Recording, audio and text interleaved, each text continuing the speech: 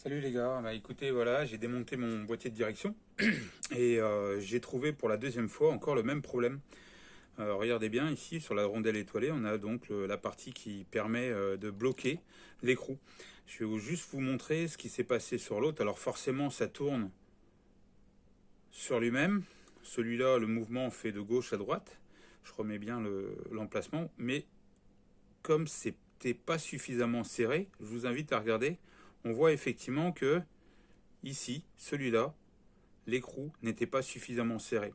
Le fait qu'il ne soit pas suffisamment serré implique automatiquement un mouvement, comme je le disais, axial, du fait qu'il n'y a pas suffisamment de serrage pour bloquer de point de vue la hauteur. Et donc, si je viens desserrer, écarter celui-là, on va se retrouver avec cette problématique qui fait que, ben, vous voyez, hein, ça bouge tout seul. Et notamment, regardez, les rondelles, elles ne font que office de maintien, mais il y a tellement de jeu là-dedans que on le voit pas beaucoup. Enfin, peut-être que vous arriverez à le voir avec la vidéo. On voit effectivement que tout l'axe complet peut bouger en translation.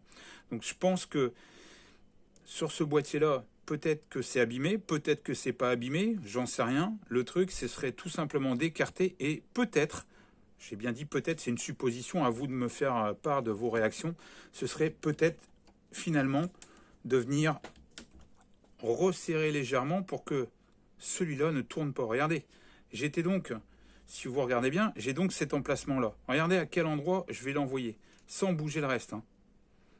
Rien qu'au doigt. Je fais déjà un pan. Je vais faire deux pans.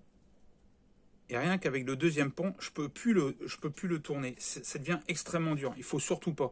Donc j'ai quasiment un pan complet à faire.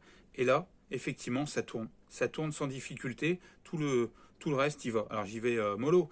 Mais rien que en jouant sur cette partie-là qui était finalement ici, j'ai joué juste sur un pan. Et je me retrouve avec quelque chose qui est relativement souple à tourner.